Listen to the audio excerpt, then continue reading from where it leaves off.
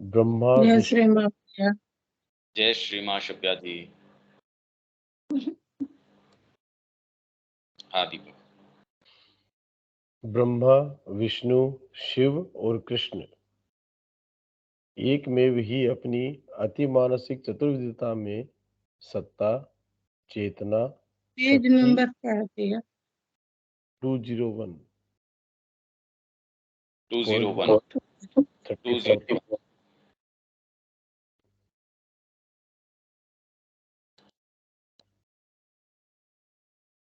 ब्रह्मा विष्णु शिव और कृष्ण एक में ही अपनी अति मानसिक चतुर्विधता में सत्ता, चेतना, शक्ति और आनंद में सर्वदा चार है।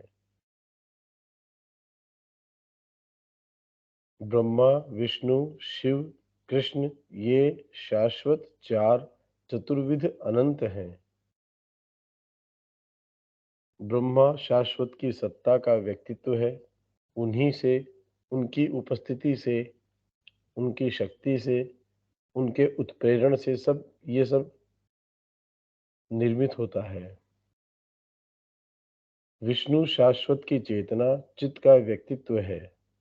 उन्हीं में, उनकी विशालता में, उनकी स्थिरता में, उनके तत्व में सब कुछ आधारित आश्रित होता है। शिव शाश्वत की शक्ति के व्यक्तित्व हैं।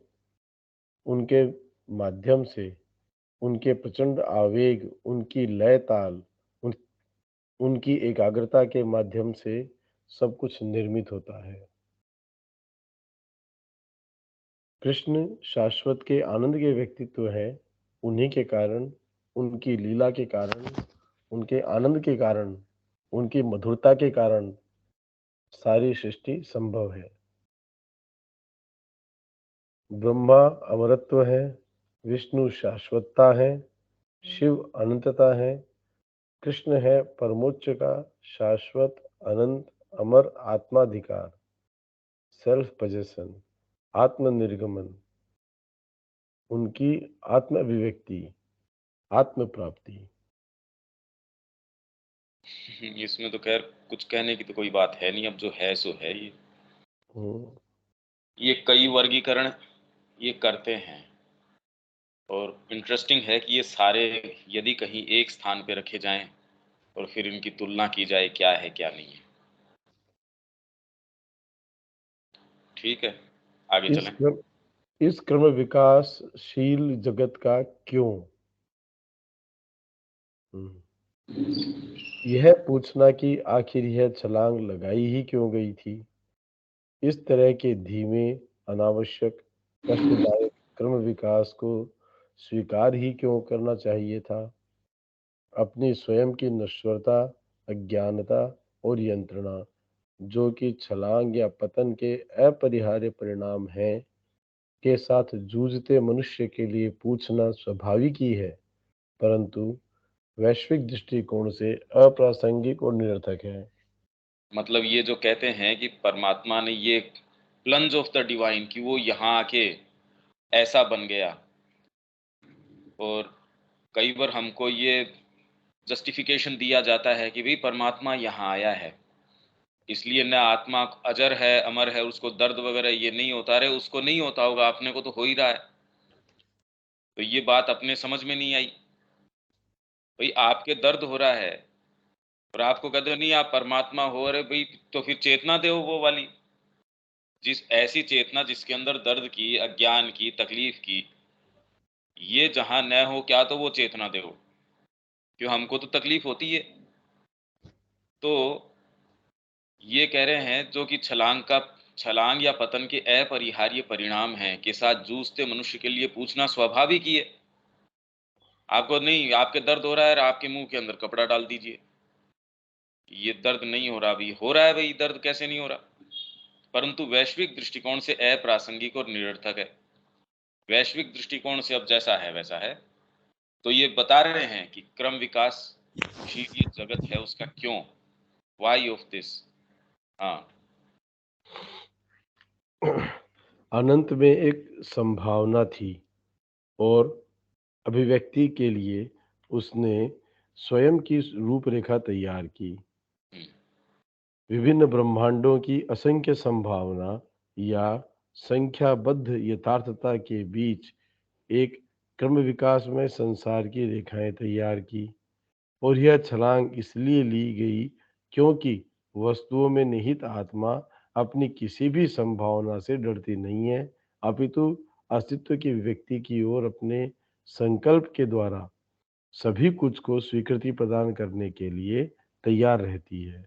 हाँ, तो ये कह रहे हैं विभिन्न जो ब्रह्मांड हैं उनमें असंख्यों संभावना है और संख्याबद्ध यथार्थता के बीच, इनके बीच जो है ऐसी एक चीज नजर आई कि भाई ये एक ऐसा एक्सपीडिशन है, ऐसा साहसिक कार्य है, चलो ये भी करके देखते हैं।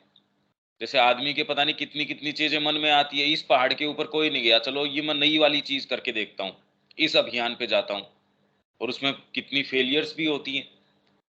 तो ये उसको उस तरीके से शुरू कर रहे हैं कि भी अनंत ये इस तरीके के ब्रह्मांड है, उसमें एक ये संभावना थी कि ये क्रम विकास में रूपरेखा तैयार की जाए।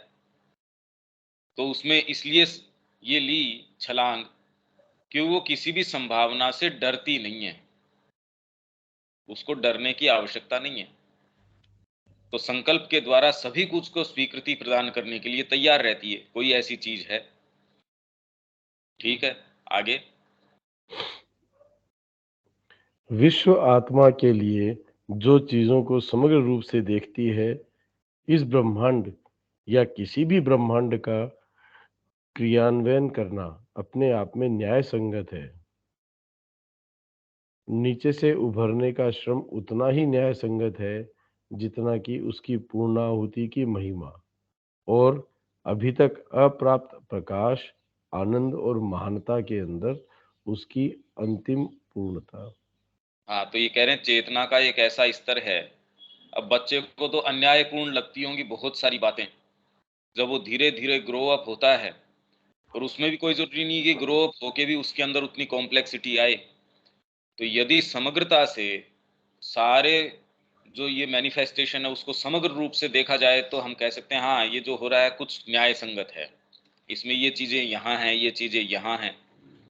तो श्री अरविंद एक्सप्लेन कर ही रहे हैं ह्यूमन साइकिल के अंदर, फिर बाद में और चीजों के अंदर, लाइफ डिवाइन के अंदर, तो उसकी एक न्याय संगतता है।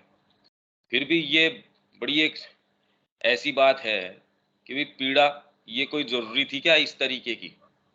पीड़ा तो रियल होती है, अज्ञान है, इग्नोरेंस है, ईविल है, फॉल्सहुड है, ये सारी चीजें। इसीलिए तो वो बुकलेट श्री अरविंद उसको एक्सप्लेन कर रहे हैं एक तरीके से। पर जिस समय जो पीड़ा और वो होती है वो तो होती ही है, जो भी हो। हाँ। जो भी हो, इस क्रम विकास में जगत में शाश्वत आत्मा के किसी न किसी तत्व ने अपने आप को फेंक दिया है, जिसमें वह सब था जिसकी अवतरण के लिए सहमति थी। और जगत को चरितार्थ करना, न कि इससे निकल भागना, हमारे और विश्व के भीतर निहित आत्मा और भगवत्ता का परम अर्थ है। ठीक है। हम्म तो फिर यही पार्थिव अस्तित्व में हमारा संकल्प होना चाहिए। जड़ तत्व में मन की अवस्था से आत्मा में विकसित होना, मानव पशु की अवस्था से देवत्व में विकसित होना, अस्तित्व के संबंध में हमारे सीमित बोध से स्वतंत्रता और अनंत विशालता में विस्तारित होना, चेतना की हमने अब तक जो आदि छवि ही अनुभूत की है उससे निकलकर सच्ची चेतना में आलोकित होना, दुर्बलता से निकलकर दिव्य स्वामित्व चरितार्थ करना, सुख और दुख के दोहरे अनुभव से निकलकर अस्तित्व के वैश्विक आनंद पर अधिकार करना, हमारे सीमित व्यक्तित्वों की निस्तेज कोशावस्था बितले ये ये वो क्रिसलिस है, ये इंग्लिश में है, ये इसको सही करना। कोशावस्था से निकलकर क्रिसलिस जैसे वो तितली निकलती है ना, हम्म वो है से निकल से कर। निकलकर उस दिव्य आत्मा के साथ ऐक्य में खिल उठना जो हम हैं, क्योंकि यह हमारे अंदर कोई अहंकार में इच्छा नहीं है, अपितु उस भगवत अंतर्वासी का औचित्य है, जिसके लिए उसने शारीरिक जीवन और पार्थिव अस्तित्व ग्रहण किया है। ठीक है, हम्म। आगे। क्रम विकास का दृष्टिकोण, वैज्ञानिक दृष्टिकोण। हम्म, भौतिक विज्ञान के अनुसार क्रम विकास की प्रकृति है जीवन के उत्तरोत्तर जटिल और सूक्ष्म विकास के लिए अधिक से अधिक उपयुक्त रूपों का विकास, और इस प्रक्रिया में केवल संयोगवश ही जीवन के उद्देश्यों की सेवा करने वाली एक अधिकाधिक जटिल और सूक्ष्म चेतना के लिए उपयुक्त रूपों का विकास। अब ये एक दूसरा दृष्टिकोण हो गया। हम्म। ये कह रहे भौतिक विज्ञान के अनुसार क्रम विकास की प्रकृति है जीवन के उत्तरोत्तर जटिल और सूक्ष्म विकास के लिए अधिक से अधिक उपयुक्त रूपों का विकास, और इस प्रक्रिया में केवल संयोगवश ही जीवन के उद्देश्यों की सेवा करने वाली एक अधिकाधिक जटिल और सूक्ष्म चेतना के लिए मतलब ये जो चेतना है ये बाई प्रोडक्ट है, और ये खाली आपके जो सूक्ष्म, जो जटिल और सूक्ष्म जो है ना, ये होते रूप हैं, उनके ही लिए सेवा के लिए है। ये सेवा करने वाली एक अधिकाधिक जटिल और सूक्ष्म चेतना के लिए उपयुक्त रूपों का विकास।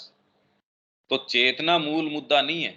मूल मुद्दा तो आप जिसको चेतना या कुछ भी कहते हो, वो तो इसकी सेवा के लिए है। तो यदि वो मानते भी हैं कोई चीज, तो भी जो जड़ भौतिक तत्व है वही है केंद्र सारी चीज का।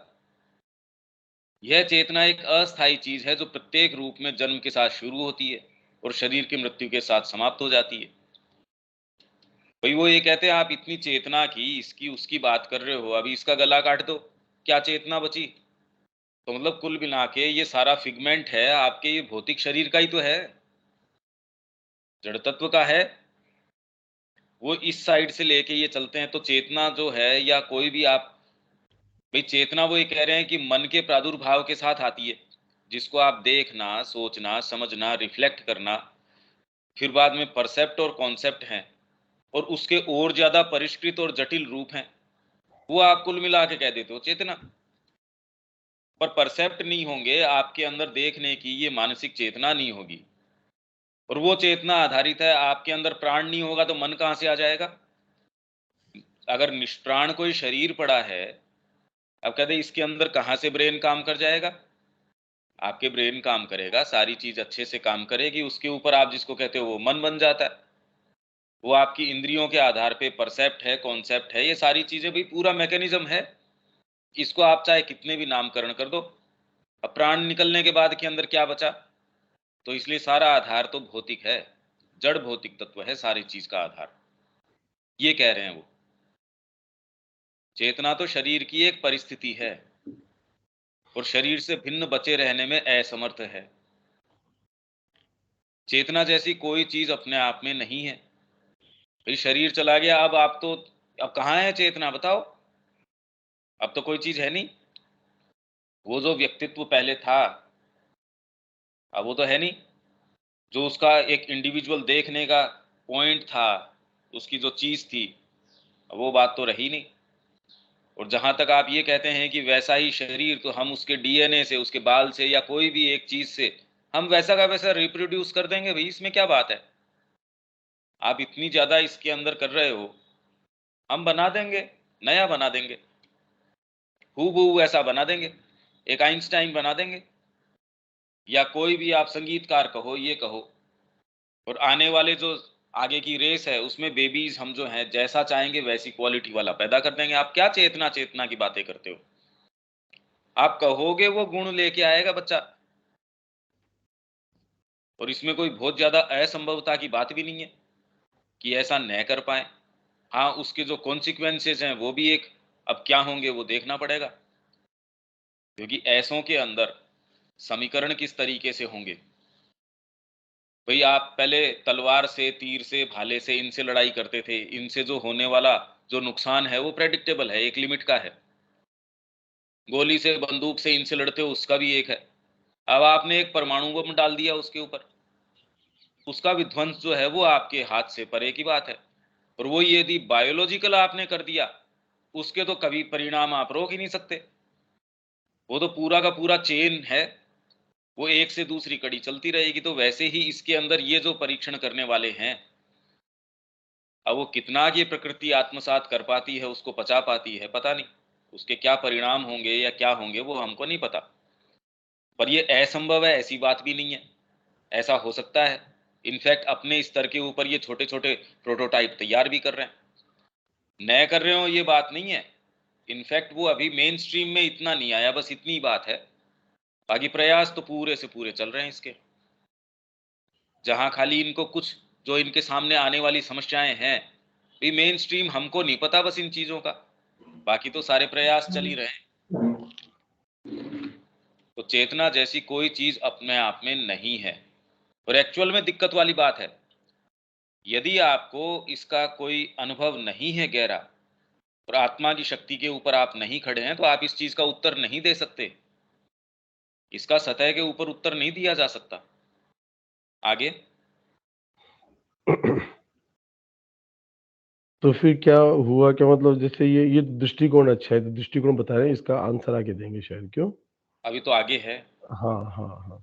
एक चेतना जो शरीर पर निर्भर नहीं है, जो साधन के रूप में प्रयोग कर उसमें अपने आप को व्यक्त करती है। अतः एक आत्मा या अंतरात्मा एक मिथक, एक कल्पना है। कल्पना है ये तो। हुँ। यदि उसका अस्तित्व है, तो वह चीज़ों की प्रकृति में, जैसी वे इस भौतिक ब्रह्मांड में गोचर होती हैं, एक अनुचित घुसपैठ ही होगी। हाँ, मतलब या वो ट्रेस पासिंग है। यदि आप अंतरात्मा की बात करते हो, तो एक हुँ, ट्रेस पासिंग जैसी है, उसका कोई यहाँ स्थान है नहीं। हुँ। या चूँकि इस ब्रह्मांड में सब कुछ जड़ तत्व पर निर्भर है, जड़ तत्व से उद्भूत है, जड़ तत्व की ही एक परिस्थिति या परिणाम है और जड़ तत्व में ही लौट जाता है।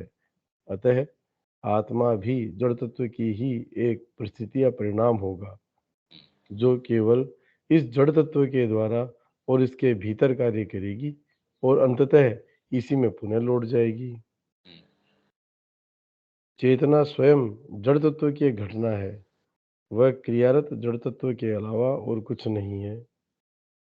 रासायनिक या अन्य भौतिक घटकों और क्रियाओं के अभूतपूर्व क्रिया का संयोजन है, कुछ और नहीं हो सकती है। इसे प्रमाणित नहीं किया गया है और न किया जा सकता है। हालाँकि यह भी हो सकता है कि इसका खंडन नहीं किया गया है, परंतु ऐसा नहीं है कि खंडन नहीं किया जा सकता। हुँ। या तो इसे मंद प्रकाश में या फिर अज्ञेयवाद की प्रकाशहीनता में छोड़ देना होगा, या यह अधिक से अधिक एक आस्था का मामला है, ज्ञान का नहीं। बिल्कुल, सारे धर्म सारे इसी के ऊपर आके नहीं, इसके ऊपर फ़ेथ रखना पड़ेगा। तो वैज्ञानिक जो है वो कह रहे हैं अल्टीमेटली तो ये कह रहा है, देख लो आप, ये कोई चीज़ प्रमाणित कर नहीं सकता। तो ये एक ऐसा प्रश्न है जो एक मूलभूत प्रश्न है। जब तक आपको इसका कोई अपना खुद का एक रेज़ोल्यूशन नहीं हो, विज्ञान क्या है, स्पिरिचुअलिटी क्या है, पहली बात तो डेफ़िनिशंस के अंदर ही दिक्कत आती हैं। ये समझने की बात है और हम इसके ऊपर विशेष ध्यान इसलिए नहीं देते क्योंकि इससे आगे जा ही नहीं पाते।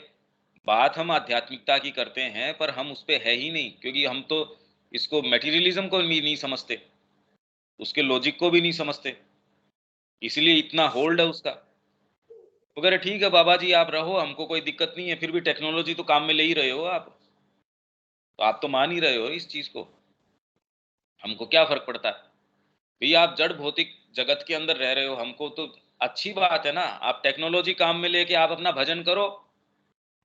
भी विज्ञान से हमको कोई दिक्कत, आपके आध्यात्मिकता से हमको कोई दिक्कत नहीं है। आप अपना पूरा सेंट्रल हीटिंग जो है पूरा हाउस की करो, उसमें अपना माला फेरो, कुछ भी करो, हमको उससे क्या पीड़ा है। उसमें आप ये कहो चेतना है, अंतरात्मा है, कुछ भी है, भी हर जने का अपना है। उसमें जो प्रसन्न होने के तरीके हैं, किसी को गैजेट्स में प्रसन्न होना है वो उसमें हो, आपको अपनी आध्यात्मिकता के अंदर रमण करना उसके अंदर करो। पर कुल मिला के देखो, आपकी बागडोर तो हमारे हाथ में है। आपको जो साधन संसाधन प्रोवाइड करेगा वो विज्ञान करेगा। उसके आधार पे बातें करते रहो भी, हमको क्या दिक्कत है। तो वो इस चीज से उसको कोई दिक्कत नहीं होगा। बच्चा है हमारा, तो ये आध्यात्मिकता की जिसकी सो कॉल्ड आप बात करते हो, तो ठीक ही बात है। यदि आपको कोई इसका रियल कोई आप सिंथेसिस नहीं कर पाओ, जो एकमात्र श्री अरविंद करते हैं, बाकी तो कहीं ना कहीं आके ये कहते हैं नहीं, इस पे फेथ रखना ही पड़ेगा, नहीं तो इसका गला काट डालो। यहाँ क्वेश्चनिंग अलाउड नहीं है, इस पार्ट में आप क्वेश्चन नहीं कर सकते। मतलब कहीं ना कहीं आप आके उसको कहते नहीं, इसमें प्रवेश नहीं है आपका, बस उसको हैंडल करना विक्टोरियसली कि भैया तेरा स्थान ये है, और उसको उसके स्तर के ऊपर टैकल करना, ये तो कभी किया ही नहीं। ये समस्या भी नहीं थी एज सच। भाई इस युग से पहले कभी इतनी समस्या नहीं थी, इस युग में कोई है उन्होंने कभी ऐसी बात करी नहीं, क्योंकि इससे पहले तो विज्ञान जो है हमेशा ही इंट्यूशन का बच्चा था एक तरीके से, अभी भी है एज सच। भाई इतना बड़ा इसलिए लग रहा है क्योंकि हमारे पास जो ग्लासेस हैं प्रॉपर देखने के वो नहीं है, इसलिए इतना परिवर्तित नजर आ रहा है। श्री अरविंद इसका उत्तर दे रहे हैं, तो हमको वो यथा समय जब आए तब उसको समझना चाहिए। हाँ आगे। पर इस सब का अर्थ केवल यह निकलता है कि विज्ञान के पास अति भौतिक से सटीक रूप से निपटने के लिए कोई पर्याप्त साधन नहीं है, और न ही वह सभी आवश्यक आंकड़ों को एकत्र कर सकता और संभाल सकता है। वह केवल भौतिक के तथा अति भौतिक के भौतिक पक्ष के साथ ही व्यवहार कर सकता है, और वह पर्याप्त नहीं है। श्रद्धा और ज्ञान अपने आप में अति भौतिक चीजें हैं जिनसे विज्ञान व्यवहार नहीं कर सकता, क्योंकि मनोविज्ञान वर्तमान में विज्ञान नहीं है। यह केवल निष्कर्षों और अनुमानों के विभिन्न गट्ठरों के बीच मतभेद है। ये एक समझने की बाद में बात है कि भी किस तरीके से है ये साइंस एंड स्पिरिचुअलिटी अगर आएगी, ये इसके अंदर शायद लाइफ डिवाइन में आने चाहिए ये चीजें। ये थोड़ा सा फिर बाद में कि उसने कई एक स्थापना कर ली कि ये वाली बात है, और उसको फिर बाद में एनफोर्स करना शुरू कर दिया, ये तो इसी तरीके से है। और फिर बाद में जो अति भौतिक का भी भौतिक पक्ष है, ऐसे फिनोमिना हैं जो अति भौतिक हैं, सुपरनेचुरल हैं, उसका भी एकदम भौतिक पक्ष। संगीत है, कैसे उसको आप ध्यान कर रहे हैं, जो बुद्धिस्ट मॉन्क्स हैं, तो शुरू के अंदर भी ये कहते हैं हमको ऐसी रियलिटी नजर आती है।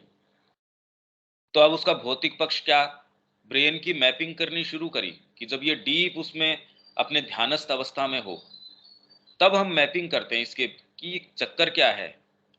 कि सब इतने सारे लोग गड़बड़ हैं, तो अपन देखते हैं कि समस्या क्या है। तो उन्होंने ब्रेन की मैपिंग करी, तो वो कहते हैं हाँ ब्रेन के पैटर्न तो इनके बिल्कुल अलग चेंज होते हैं।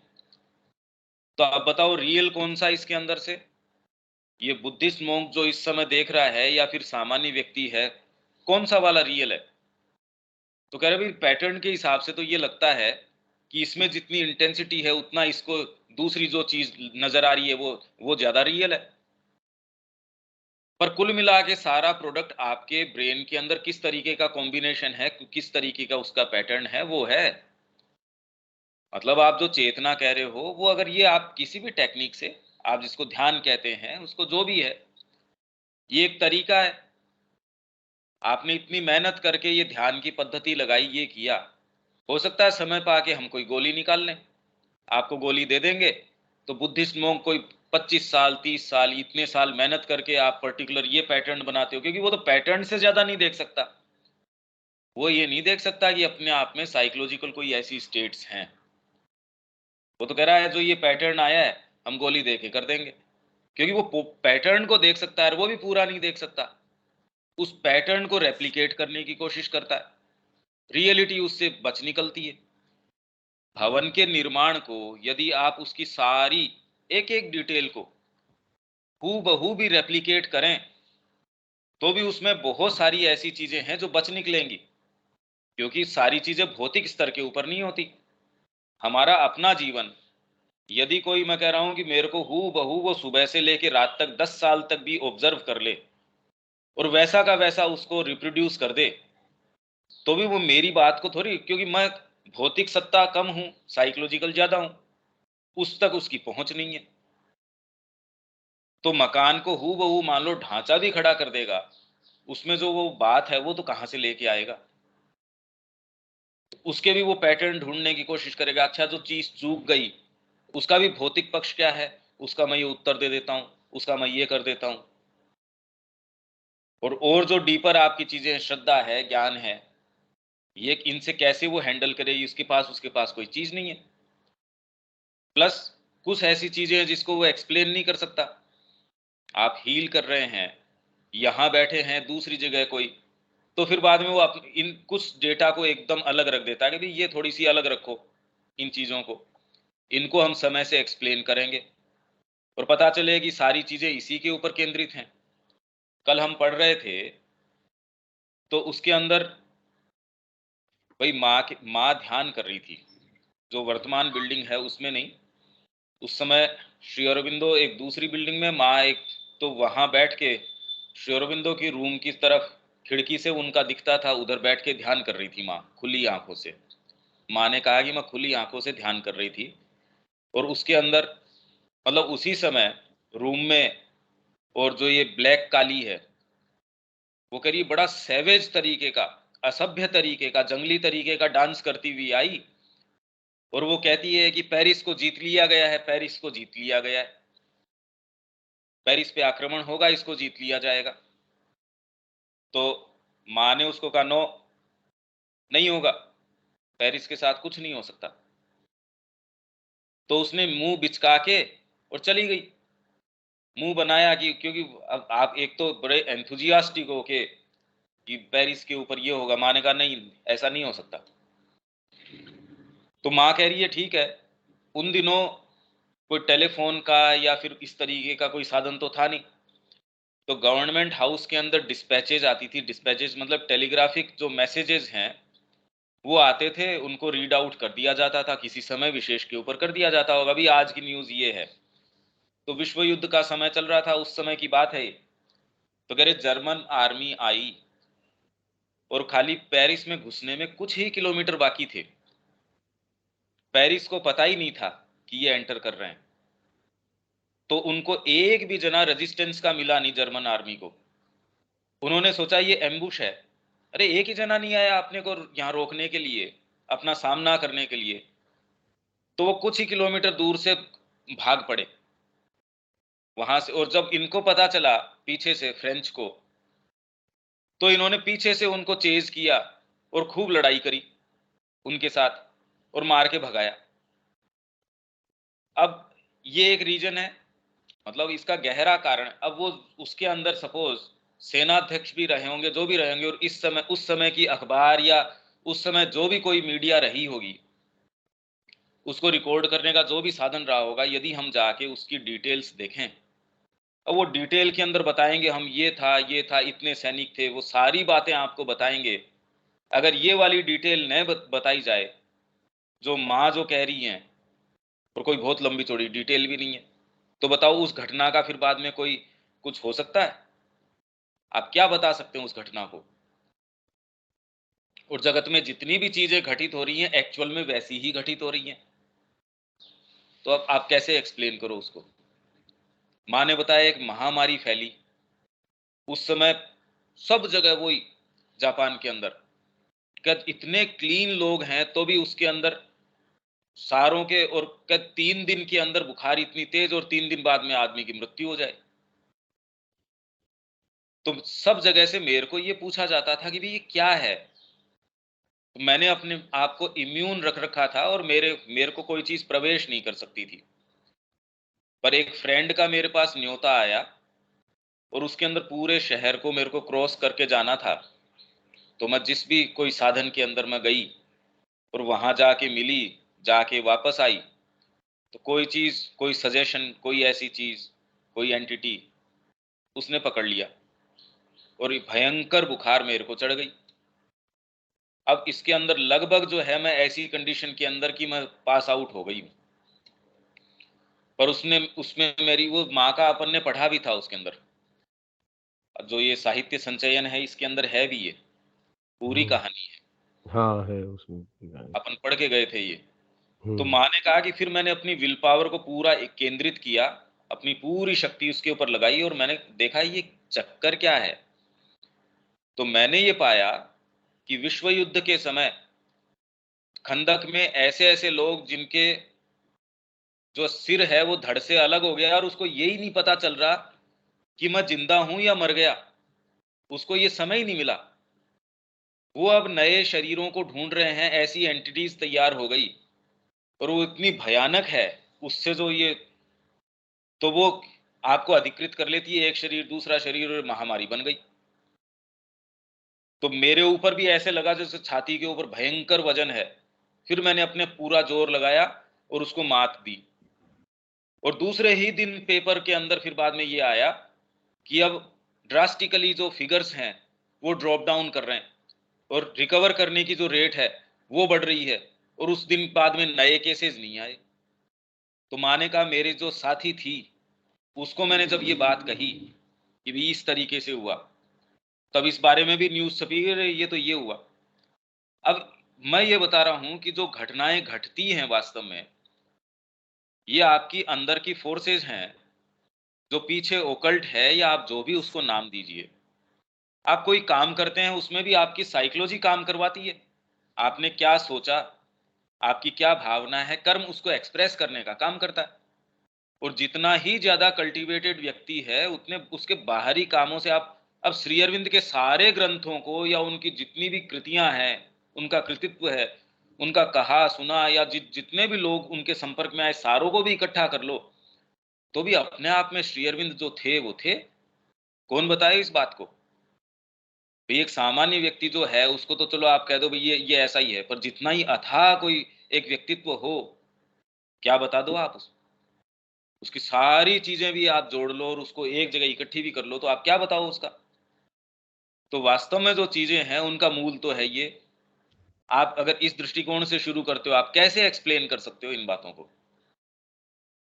और वो अपने इस दृष्टिकोण को छोड़ने तैयार नहीं है। वो तो कह रही है सारी चीज का आधार जड़ तत्व है। और श्री अरविंद ये कह रहे हैं कि जड़ तत्व जो है वो उसका आधार है। जो कमल उगता है उसका, अगर उस कीचड़ को विवेचन करेंगे तो उसके अंदर रहस्य नहीं है। ये तो उसका स्वर्गीय जो ऊपर लोक के अंदर जो खिलता है उसका आप देखते हो, उसका प्रतिरूप जब देखते हो तो बातें समझ में आती है। बच्चा एक कोई चित्र बनाता है, कैरिकेचर बनाता है, उसके कारण थोड़ी कोई वो सीनरी पैदा हो गई। वो तो एक भद्दा प्रतिरूप है जो है रियलिटी उस चीज का।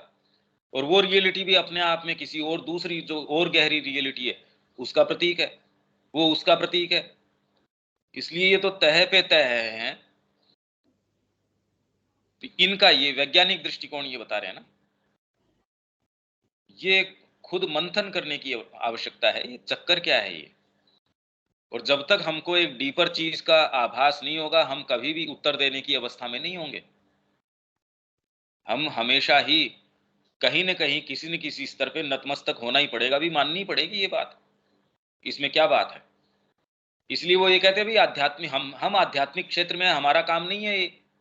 इसलिए वो अपने आप को अलग कर लेते हैं उससे। पर आध्यात्मिकता में ऐसी कोई इनसफिशियंसी नहीं है।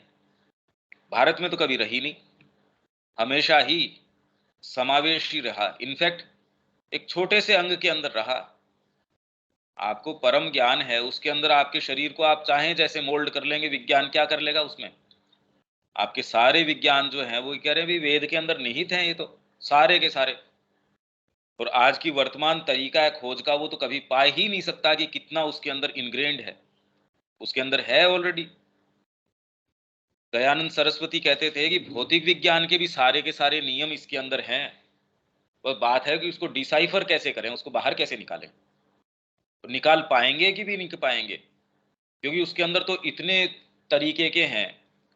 भाई आपका कोई एक पालतू पशु है, वो तो अपनी जितनी निकाल सकता उतनी निकाल लेगा, बाकी तो और क्या निकाल लेगा। वो तो चेतना में विकास हो तो उसकी चीजें निकाल पाएगा।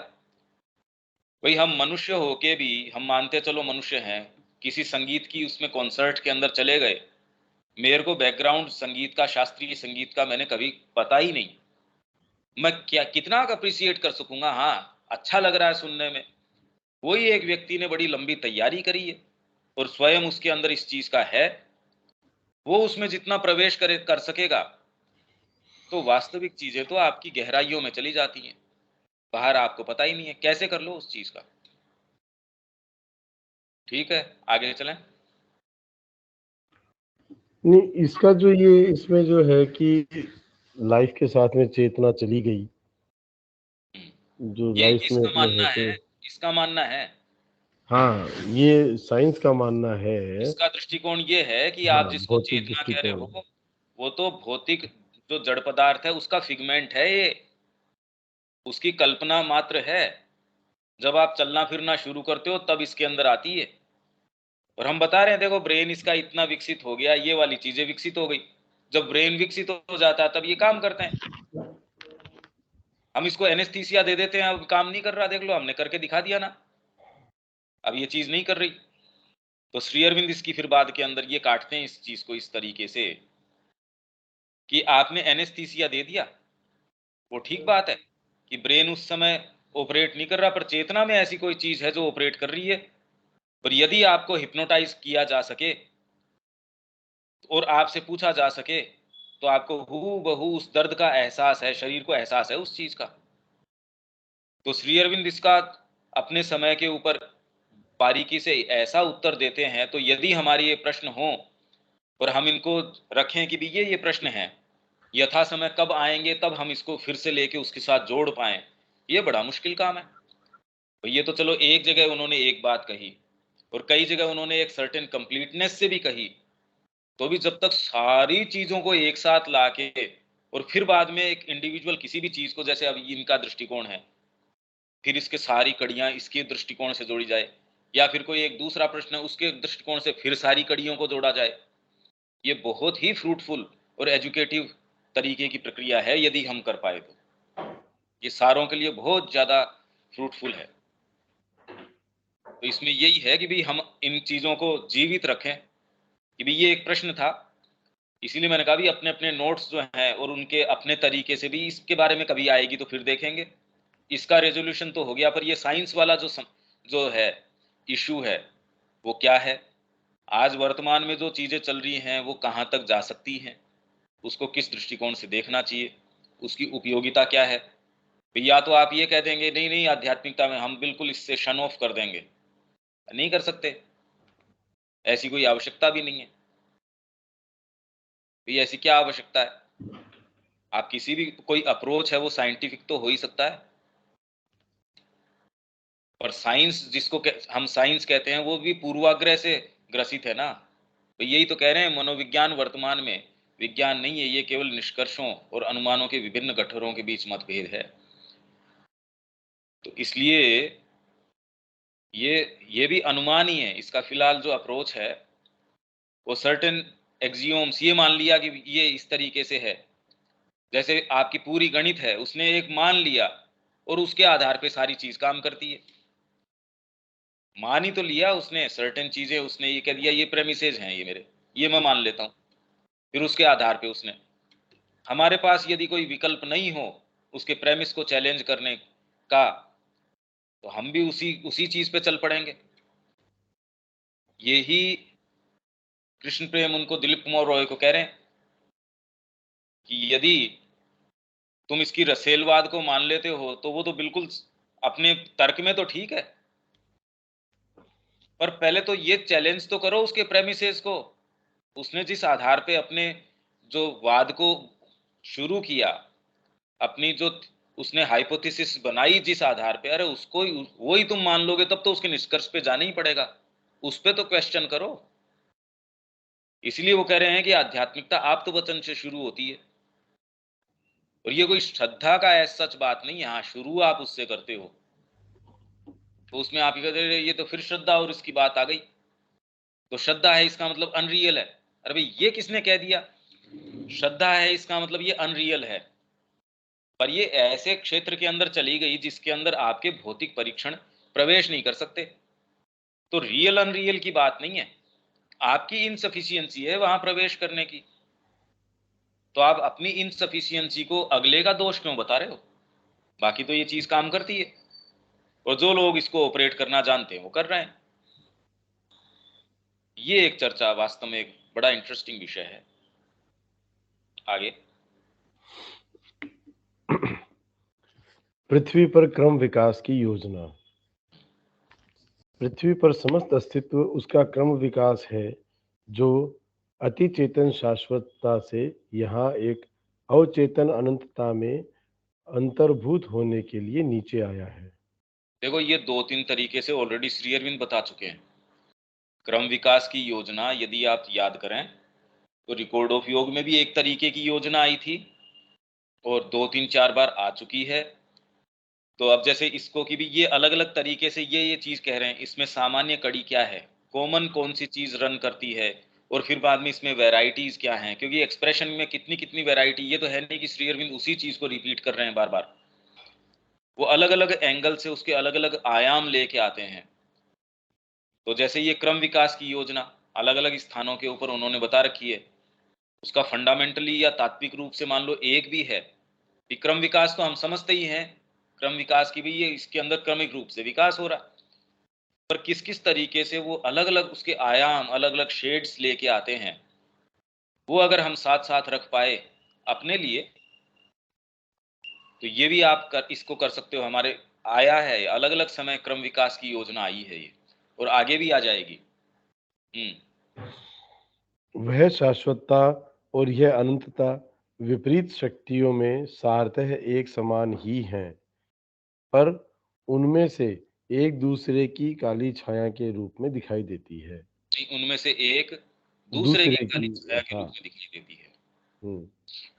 अति चेतन हमसे छिपा हुआ है, क्योंकि वह स्वयं अपनी असीम प्रकाश की सत्ता में आवृत है। निश्चेतन हमारी खोज से बच निकलता है, क्योंकि वह अभेद्य अंधकार के अपने ही आवरण में डूबा हुआ रहता है।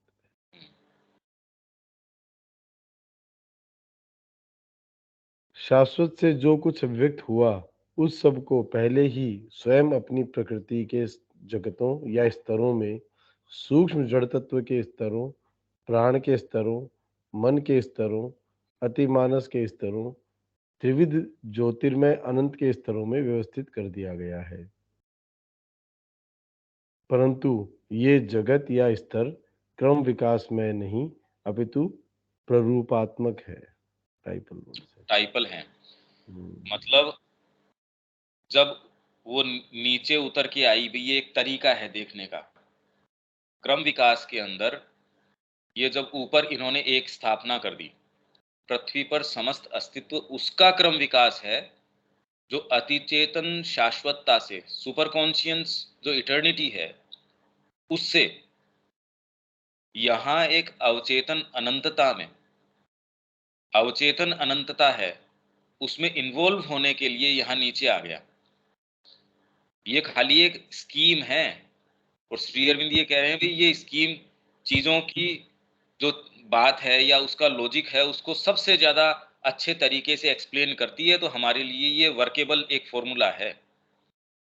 ये ही है या ये ही परमात्मा कर रहा है, ये कहना बहुत ज्यादा हो जाएगा कि हम इसके ऊपर ये एक वाद स्थापित करते हैं कि बस ये तो ये ही है।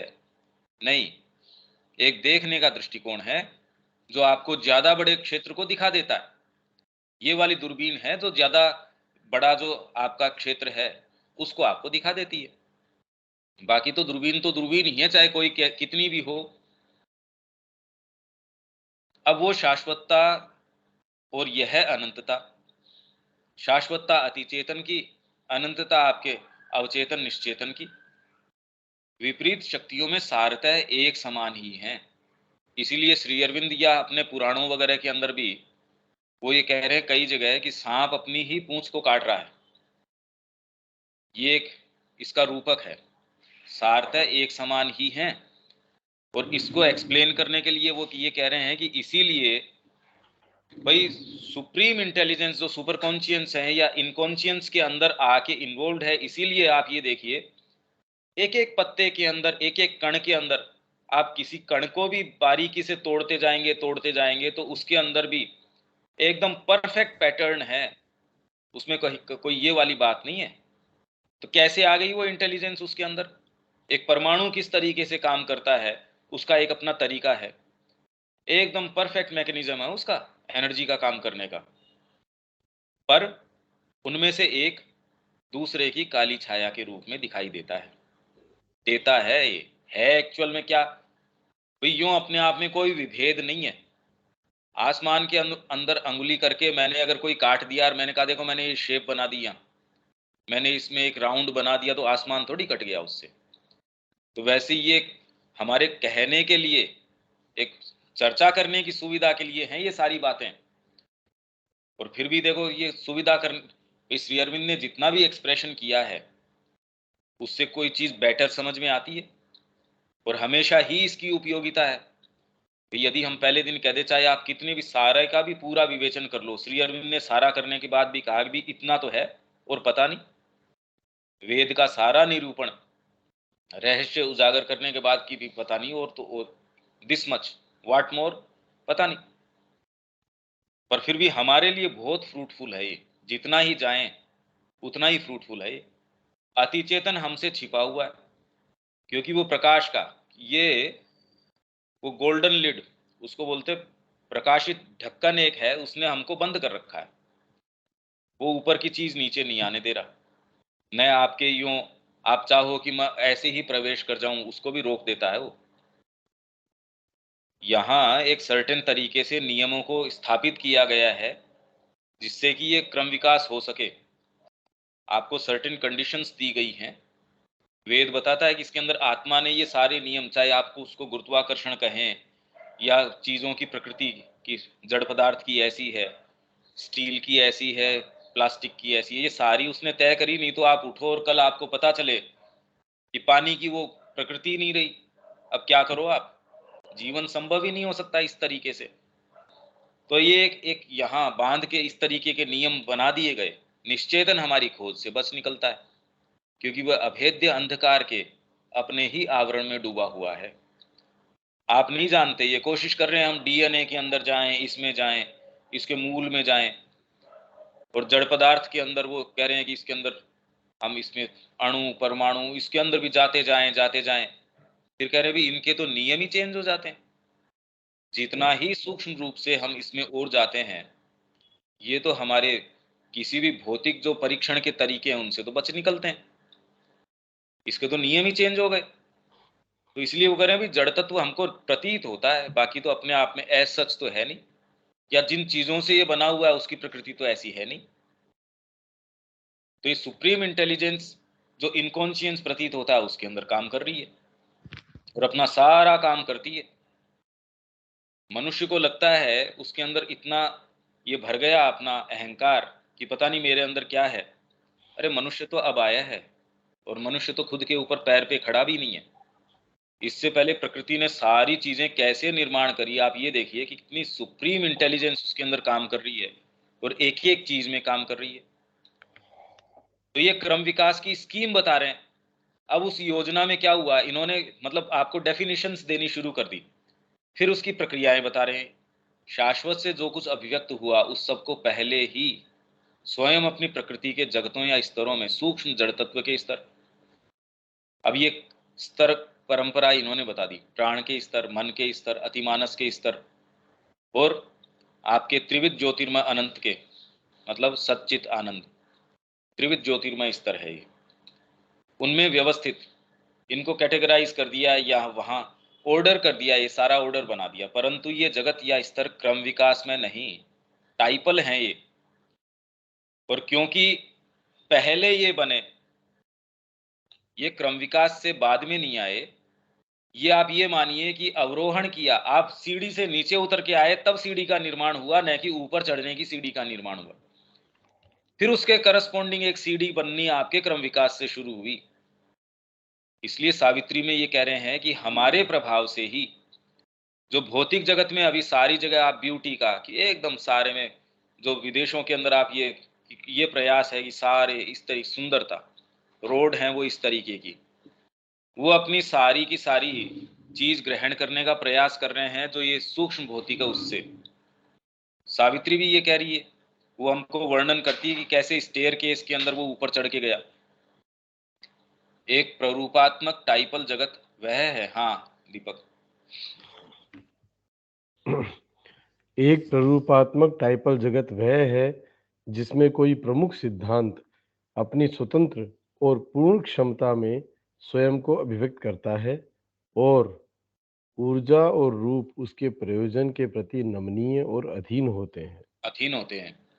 यदि आप अब यहाँ प्रॉब्लम क्या है, इस जड़ तत्व के अंदर कोई जड़ पदार्थ ज्यादा हैवी है, इसमें आपकी कितनी भी भावना है, कितना भी कुछ भी है, तो शरीर के कोई विशेष फर्क नहीं पड़ने वाला।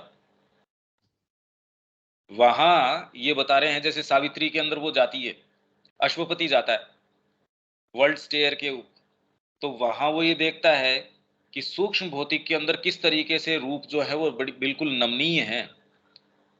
और वहां क्योंकि भौतिक जगत है सूक्ष्म, इसलिए प्राण जो है वो किस तरीके से उसका वहां इंटरवेंशन होके प्राण को किस तरीके से काम में लिया जा रहा है, मन है उसका वहां क्या रूप है। फिर प्राण के जगतों में जब आप जाते हो तो मन और जो भौतिक तत्व है वो बिल्कुल सबसर्विएंट है, इसीलिए काम रूप है वो। तो जो आपने कामना की पूरा का पूरा जगत का निर्माण कर दिया आपने। आप कोई एक जगत की सोचते हो, वैसा निर्माण हो गया। यहां तो यदि आपके कोई कामना आ गई, मेरे को ये चीज खानी है, सपोज भोजन की कामना आ गई, आपको एक प्रक्रिया फॉलो करना पड़ेगी। वो इसको बनाना पड़ेगा, इसको या कहीं से लाना पड़ेगा, वो इस प्रक्रिया है। वहां ये प्रक्रियाएं नहीं है, तो वहां ऊर्जा और रूप जो है उसके प्रयोजन के प्रति नमनीय है। यहां नमनीय नहीं है। भी कामना भौतिक नहीं है अपने आप में। कामना आपके कोई चीज की जग गई, या प्राण के अंदर ये है विश्व विजय की कामना है आपके, या एक साम्राज्य स्थापित करने की कामना। आप समझते हो भी ये तो होने वाली कोई, जैसे श्री अरविंद ने कहा मेरे ये स्वप्न है, पर लगता नहीं कि मेरे जीवन काल के अंदर ये कोई चरितार्थ होंगे। पानी पी लो। पर ऐसे जगत जो ये है, ऊर्जा और रूप उसके प्रयोजन के प्रति नमनीय और अधीन होते हैं। और जब आप मन के उसके ऊपर प्रवेश करते हो तो उसमें वो बताया कि जो आइडियलिज्म, यहाँ तो आपकी मेरा आदर्श, और उस आदर्श की चरितार्थता के लिए पूरा अगर एक राष्ट्र भी लग जाता है तो भी कितना मुश्किल है। भारतीय संस्कृति ने एक आदर्श अपने सामने रखा, आत्मा की प्राप्ति, और उसके लिए सारे उसने अपने जो विधान हैं वैसे चार्ट आउट भी किए। तो भी एक एक तरीके का अरेंजमेंट है, बहुत अच्छा अरेंजमेंट है, तो भी आप उसको मूर्तिमान कर पाओ ये कोई जरूरी नहीं है। वहां आपने कोई चीज देखी, मन ने कोई चीज देखी, तुरंत उसको आप इफेक्चुएट कर सकते हो। उसमें प्राण और शरीर दोनों नमनीय और अधीन है। और उससे ऊपर जब आप जाते हो, उसके ऊपर फिर बाद में अतिमानसिक जगत है, उसमें वो ये कह रहे हैं कि प्रकृति सबसर्विएंट हो जाती है। वो ये प्रयास करती है आपकी ये देखना कि आपकी इच्छा क्या है, वो ऑटोमेटिकली अरेंज करना शुरू कर देती है। तो सब जगह अपने अपने तरीके की ऊर्जा और रूप, उसके मूल जो सिद्धांत है, जो तत्व है उस टाइपल जगत का, उसको एग्जीक्यूट करने में उस तरीके से काम में आती है। यहां धरती पे सारों का प्रवेश है, फिर भी जड़ तत्व तो यहां प्रधान है, सो है ही। इसलिए वो ये कह रहे हैं कि जब तक सुप्रामेंटल नहीं आता तब तक वास्तव में कोई बहुत अच्छा काम यहाँ हम लास्टिंग कोई इफेक्ट का हो वो नहीं हो सकता। तो पहले उसको मिनिमम ये है कि वो आए यहाँ आगे। इसलिए उसकी अभिव्यक्तियां सहज और संतोषजनक होती हैं और इन्हें विकसित होने की आवश्यकता नहीं होती। हाँ टाइपल हैं ये, हम्म। इनको कोई विकसित होने की, वो तो स्वयं सिद्ध है। वहां मन का अपना जो प्रारूपात्मक जगत है उसके अंदर उसको विकसित है या अपरिपूर्ण है इसकी आवश्यकता नहीं है। आपका कोई आइडियलिज्म आया या कोई ऐसा विचार है, वो अपने आप को संसिद्ध अपना जगत का निर्माण कर लेगा। और कोई बड़ी बात नहीं है कि वो हम जिस जगत में अंदर हैं ये भी किसी ऐसी का कोई निर्माण है। आपका कोई एक विचार आया, आपने अपनी एक नगरी बसा ली, आपने पूरा एक साम्राज्य एक ब्रह्मांड बना लिया, क्योंकि अपने आप में कोई विस्तार की तो कोई समस्या है नहीं। आपको ब्रह्मांड बना लिया, कहाँ रखेंगे? तो ये वाला ब्रह्मांड कहाँ है, भौतिक ब्रह्मांड कहाँ रखा हुआ? तो उसको तो कोई दिक्कत नहीं है, आपका विचार बना वैसा ब्रह्मांड आपने बना लिया। अब ये तो हमारी सोच समझ से परे चली गई, पर ये सारे वर्णन उसमें आप सावित्री में देखो तो ये है, उसमें जो वर्ल्ड स्टेयर है उसमें, कि जब वो जाता है तो हर स्टेयर के ऊपर अपना अपना कैसे ये टाइपल जगत है। वे वे जब तक आवश्यकता, ये गलत लिखा हुआ है, आवश्यकता होती है तब तक बनी रहती है और उन्हें पैदा होने, विकसित होने, क्षय और विघटित होने की आवश्यकता नहीं होती है। पर हेलो। यहाँ जो है, यहाँ सारे इंटरवीन करते हैं इन जगतों के अंदर अंतरात्मा का जो तत्व है उसका प्रवेश नहीं है। प्रवेश इन दी सेंस, ये जो अपॉर्चुनिटी है जो परमात्मा यहाँ स्वयं आया है वो इनको उपलब्ध नहीं है। इसीलिए सारे के सारे यहाँ प्रवेश करने के लिए नहीं, कितने बड़े बड़े स्वर्ग हैं, कितनी बड़ी बड़ी चीजें हैं, उनको क्या आवश्यकता है यहाँ आने की, पर वो लालायित हैं कि इससे संयुक्त होके। और इसीलिए धरती अपने आप में एक लेबोरेटरी है, यहाँ इन सारों का प्रवेश है। तो यहाँ जो परिणाम प्राप्त होते हैं, मां श्री अरविंद बता रहे हैं, वो इन सारों के ऊपर प्रभावी होंगे, सबके मैकेनिज्म को चेंज कर देंगे। भी हमारे अंदर सारे लोग हैं, पूरी स्टेयर केस हमारे अपने अंदर है, और इसीलिए हम उसका साक्षात्कार कर सकते हैं। यदि आपके करस्पॉन्डिंग इस तरीके के नहीं होती ये पूरी स्टेयर, तो आप कभी उसके संपर्क में नहीं आ सकते थे, आप कभी नहीं आ सकते। हमारी भौतिक इंद्रियों के माध्यम से हमको जैसा जगत नजर आता है, हम जिसके संपर्क में आते हैं, ये तो विज्ञान ही कह रहा है कि आपके ब्रेन का जिस तरीके का कॉन्स्टिट्यूशन है, साइकोलॉजी का जिस तरीके का, वैसे नजर आ रहा है। आप दूसरा कॉन्स्टिट्यूशन बनाओगे, दूसरों को ऐसा नजर ही नहीं आता।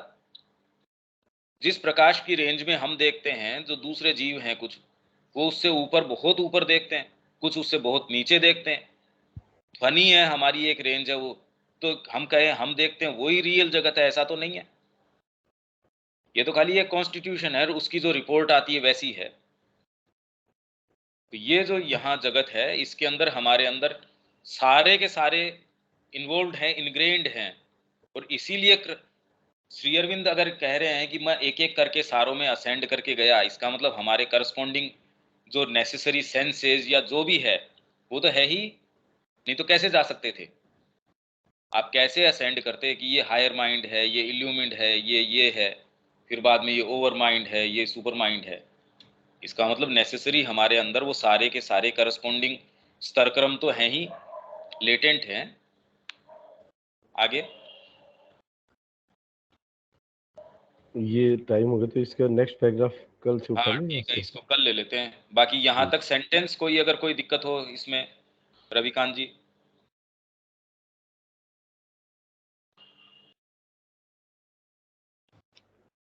नहीं, कुछ नहीं कहना है, बहुत कॉम्प्लिकेटेड है थोड़ा सा ये तो है जी जी विवेक।